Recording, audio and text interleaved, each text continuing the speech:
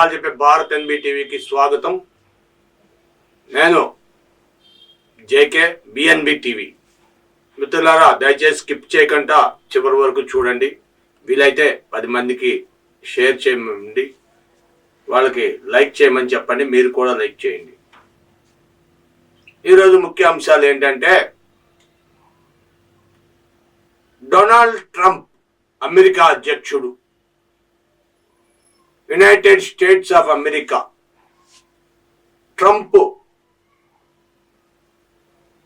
మీకు తెలుసు, ట్రంప్ మళ్ళా రెండోసారి అధికారంలో వచ్చాడు. మూడోసారి అధికారం వచ్చిన ఆయన్ని అమెరికా రమ్మని ఆహ్వానించాడు. అదేనండి, మూడోసారి అధికారం వచ్చే మన మోడీ గారికి ట్రంప్ ఫోన్ చేసి ఆహ్వానించారు. అయ్యా, మీరు అమెరికా రండి, వైట్ హౌస్కి మిమ్మల్ని ఆహ్వానిస్తున్నాం అని చెప్పి అమెరికాకి ఆహ్వానించారు. ఆహ్వానిస్తే ఈయన ఫిబ్రవరి నెలలో నేను వస్తాను అని ఈయన ట్రంప్కి తెలియజేశారు. ఇదంతా బాగానే ఉంది. అమెరికాకి భారత్కి వాణిజ్య ఒప్పందాలు, అంతేకాకుండా మన భారత్ నుండి సాఫ్ట్వేర్ ఎంప్లాయీస్, ఇలాగా అనేకమైన లావాదేవీలు అమెరికాకి ఇండియాకి ఉన్నాయి. ఇవన్నీ ఒక పక్కనైతే భారత్ని పిలిచింది ట్రంప్ మరొక ఇంపార్టెంట్ అయిన విషయం. ఏంటి అది అంటే, చాలా మందికి తెలుసో తెలియదు. ఈ విషయాన్ని నేను ఈరోజు చెప్తున్నా. అమెరికాకి అక్రమంగా పాస్పోర్ట్లు ఉంటే చాలదు, వీసాలు ఉంటే చాలదు అన్న తరహాలోనే, వీసా ఉంటే చాలు అమెరికా వెళ్ళిపోతాం, పాస్పోర్ట్ ఉంటే చాలు అమెరికా వెళ్ళిపోతాం అనుకున్న చాలా మంది, లేదా డబ్బులు ఉంటే చాలు అమెరికా వెళ్ళిపోతాం, మేము చదువుకున్న చదువులకి అమెరికా వెళ్ళిపోతాం, అమెరికా వెళ్ళిపోతే ఏదో ఒక ఉద్యోగం వస్తుంది, అమెరికాలో $84 కాబట్టి అమెరికా వెళ్ళిపోతే అమెరికాలో మనం సంపాదించేసి మనం భారత్లో హ్యాపీగా బతకొచ్చు అని చెప్పి చాలామంది భావిస్తూ ఉంటారు. అయితే మీరు అలా భావిస్తే పప్పులో కాలేసినట్టే. అమెరికా వెళ్ళాలి అంటే పాస్పోర్టు ఇంపార్టెంట్. పాస్పోర్ట్తో పాటుగా వీసా కావాలి. మీరు ఎక్కడ పని చేయాలనుకుంటున్నారు, వాళ్ళు మీకు ఎంప్లాయ్మెంట్ ఇచ్చినట్టుగా ఒక లెటర్ ఉండాలి. ఆ లెటర్తో మీకు వాళ్ళు వీసా ప్రొడ్యూస్ చేయాలి. ఫర్ ఎగ్జాంపుల్, టూరిజంకి వెళ్ళాలనుకున్నారు, టూరిజం వీసా తీసుకోవాలి. లేదంటే ఇమిగ్రేషన్ దగ్గర ఆపేస్తారు, ఎయిర్పోర్ట్లో ఆపేస్తారు, ఎక్కడ పడితే అక్కడ ఆపేస్తారు. వీళ్ళందరినీ మీరు అక్కడ అమెరికా సరిహద్దుల్లో మీరు గమనించవచ్చు. మీరు చాలా మంది అనేక ఇబ్బందులు పడుతున్నారు. ఏళ్ల తరబడి అప్పులు చేసి, తప్పులు చేసి, డబ్బు తీసుకొని వెళ్ళి టూరిజం లేక ట్రావెల్ ఏజెన్సీల దగ్గరికి వెళ్ళి వాళ్ళందరితో మాట్లాడి, పాస్పోర్ట్ ఉంది నాకు అని చెప్పి అమెరికా వెళ్ళిపోవడానికి ప్రయత్నం చేసి స్టాంపింగ్ అవ్వాలి అమెరికా వెళ్ళినట్టుగా. అలాగా వీసా ఉండాలి. వీసాలు లేకుండా మిమ్మల్ని అమెరికా పంపించేస్తున్నారు, దుబాయ్ పంపించేస్తున్నారు. చాలా చోట్లకి అలాగ ఫారిన్ కంట్రీస్ వెళ్ళే వాళ్ళు చాలా మంది అలాగా మోసపోతున్నారు. వీళ్ళందరినీ ట్రావెలింగ్ కంపెనీల వాళ్ళు, యజమానులు మోసం చేస్తున్నారు. రాత్రి పగలు రాత్రి, రాత్రి ఉంటే పగలు ఉంటుంది, పగలుంటే రాత్రి ఉంటుంది. Every law is having a loop whole అన్నారు. ప్రతి రాజ్యాంగంలో ప్రతి లాకి ఒక దొడ్డిదారి ఉందన్నట్టు. ప్రతి ఇంటికి కూడా వెనకాల దొడ్డిదారి ఉంటుంది. అలాగా దొడ్డిదారిలో నుండి వెళ్ళిపోయి ఫ్లైట్లో కాకుండా ఈ షిప్పుల్లోనూ అలాగా ఇలాగా వెళ్ళిపోయి అక్కడ సరిహద్దుల దగ్గర ఉండిపోయి పిల్లలతోనూ, కొంతమంది ఆడవాళ్ళు, మగవాళ్ళు, చాలా అంటే చాలా వాళ్ళు అక్కడ సరిహద్దు ఆఫీసర్స్ ఉంటారు, బోర్డర్ సెక్యూరిటీ ఆఫీసర్స్, ఇమ్మిగ్రేషన్ దగ్గర ఆపేస్తారు. ఆపేసి వాళ్ళందరినీ కూడా జైల్లో పెడుతున్నారు, రకరకాల సమస్యలు చేస్తున్నారు. అయితే ట్రంప్ చాలా తెలివిగా, అయ్యా మోడీ గారు, మీరు అమెరికా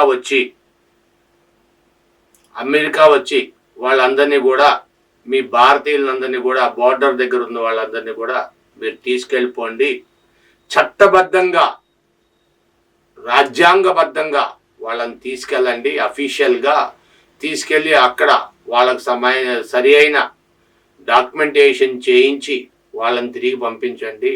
వాళ్ళ బంగారమైన జీవితాలు భగ్నం అయిపోతున్నాయి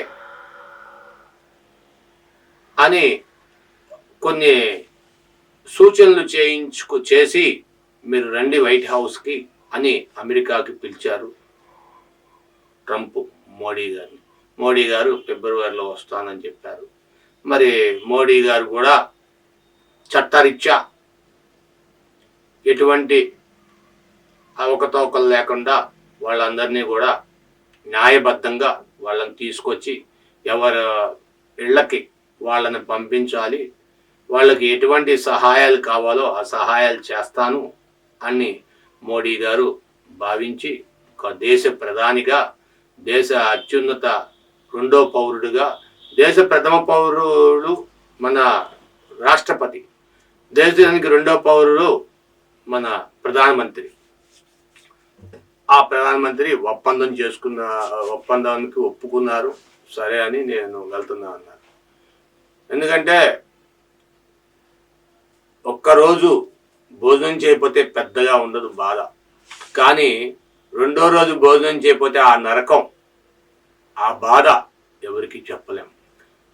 దానికే నిద్ర సుఖం ఎరగదు, ఆకలి రుచి వెరగదు అంటారు. ఆకలి కంట రుచి తెలియదంట, ఎలాగున్నా తినేయాలి ముందు. అలాగే నిద్రపోవడానికి నిద్ర వస్తుంది, కుర్చీలో కూర్చొని నిద్రపోతాం, ఎక్కడ బస్సులో కూర్చొని నిద్రపోతాం, రైల్లో కూర్చొని నిద్రపోతాం, ఎక్కడ ఉంటే అక్కడ. అదే ఇంటి నిద్ర సుఖంగా నిద్రపోయేవాడు చక్కగా మంచి పరుపు, ఏసీ రూము అన్నీ అరేంజ్ చేసుకొని, కనీసం ఫ్యాన్ అన్న అరేంజ్ చేసుకొని హ్యాపీగా పడుకుంటాడు. అన్ని సౌకర్యాలు ఉన్నవాడు. లేనివాడు ఎక్కడ పడితే అక్కడే పడుకుంటాడు. ఆ బాధల నుండి తొలగించడానికి ట్రంప్ చేసిన ఒక మంచి పని ఏమైనా ఉంటే మోడీ గారిని పిలిచి వాళ్ళందరినీ అప్పచెప్పడం అనేది.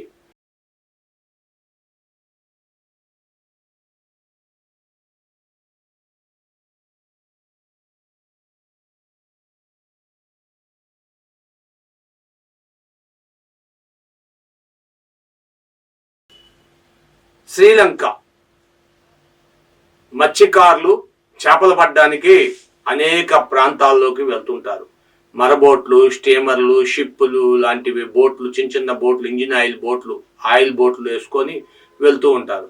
వాళ్ళకి ఒక్కొక్కరికి 2 నెలలు 3 నెలలు నదిలోనే ఉండి వాళ్ళకి సరైన వేట దొరికినప్పుడు ఆ వేట పట్టుకొని తిరిగి వాళ్ళు స్వగ్రామాలకి, వాళ్ళు తీరానికి వస్తారు. అలాగా కొన్ని సంవత్సరాల నుండి జరుగుతూ ఉంది. అయితే శ్రీలంక ప్రభుత్వం, నేవీ ఫోర్స్ వాళ్ళు మన బోట్ల పైన వెళ్ళిన ఆ మత్స్యకారులని షూట్ చేశారు. దరిదాపుగా 6-7 మంది మరణించారు. మరి ఒక 30 మంది దాకా గాయాలు పాలయ్యారు. వాళ్ళని క్షతగాత్రులని హాస్పిటల్లో తరలించి అక్కడ ట్రీట్మెంట్ చేయిస్తున్నారు. అయితే శ్రీలంక భారత రాయబారి నిర్ణయాలు తీసుకొని వాళ్ళందరికీ ఎందుకు జరిగింది, ఇది చైనా ప్రోద్బలమా లేక పాకిస్తాన్ ప్రోద్బలమా, ఎందుకు జరిగింది, అసలు ఏంటిది, దీనికి ప్రాబ్లం ఏంటి, ఏ భూభాగంలోకైనా వెళ్ళి వాళ్ళు చేపలు పట్టుకోవచ్చు, వాళ్ళ వ్యాపారం, వాళ్ళ పని వాళ్ళు చేసుకోవచ్చు. అక్రమ రవాణాలు చేయట్లేదు, అక్రమ ఆయుధాలు సరఫరా చేయట్లేదు. ఏం చేయనప్పుడు ఎవరిని శిక్షించే హక్కు ఎవరికీ లేదు అనే విషయం కొలంబియో హాస్పిటల్లో వాళ్ళందరికీ ట్రీట్మెంట్లు చేస్తున్నారు. ఇప్పటికే భారతదేశ రాయబారులు వాళ్ళు కూడా మాట్లాడుతున్నారు. వీళ్ళంతా కూడా చెన్నైకి చెందిన, తమిళనాడుకి చెందిన మత్స్యకారులు. సీ కోస్ట్లో ఇలా జరగడం ఇది చాలాసార్లు జరిగింది. కానీ ఎటువంటి హెచ్చరికలు లేకుండా మత్స్యకారుల్ని ఫైరింగ్ చేయడం అనేది చాలా తప్పు. దీనిపైన డిపార్ట్మెంట్ ఆఫ్ నేవల్ వాళ్ళు వెరిఫికేషన్ చేసి అసలు తప్పు ఎక్కడ జరిగిందని చూసి భారత రాయబారి, శ్రీలంక రాయబారులు కూడా చర్చించి వాళ్ళకి తగు న్యాయం చేస్తామని చెప్తున్నారు. Thank you for watching our channel. మీ విలువైన అభిప్రాయాలు కామెంట్ రూపంలో తెలియజేయండి. 10 మందికి షేర్ చేసి వాళ్ళు సబ్స్క్రైబ్ చేసుకోమని చెప్పి మీరు కూడా వీలైతే సబ్స్క్రైబ్ చేసుకోకపోతే చేసుకోండి. అలాంటి ఒకసారి సబ్స్క్రైబ్ చేసుకుంటే చాలు. కానీ లైకులు మీరు ఎన్ని లైకులు ఇచ్చినా మేము తీసుకుంటాం, మిమ్మల్ని గౌరవిస్తాం, మా రాజీ పోషకులుగా మిమ్మల్ని గౌరవించుకుంటాం. మనిషి ఒక్కసారే పుడతాడు, కానీ నాన్న దగ్గర డబ్బులు తీసుకోవడం మొదలు పెడతారు, ఆడైనా మగైనా. అలాగే మీరు ఒక్కసారి సబ్స్క్రైబ్ చేసుకుంటే చాలు, పద్దాకా సబ్స్క్రైబ్ చేసుకోరు. లైకులు మాత్రం నాన్న దగ్గర డబ్బులు తీసుకున్నట్టు మీరు ఎన్నిసార్లైనా ఇవ్వచ్చు లైకులు. మీరు మాకు నాన్న లాంటి వారు, అమ్మ లాంటి వారు. మీరు లైకులు ఇవ్వచ్చు, మీ లైకులు మేము తీసుకుంటాం. Thank you for watching our channel, your channel. Thank you.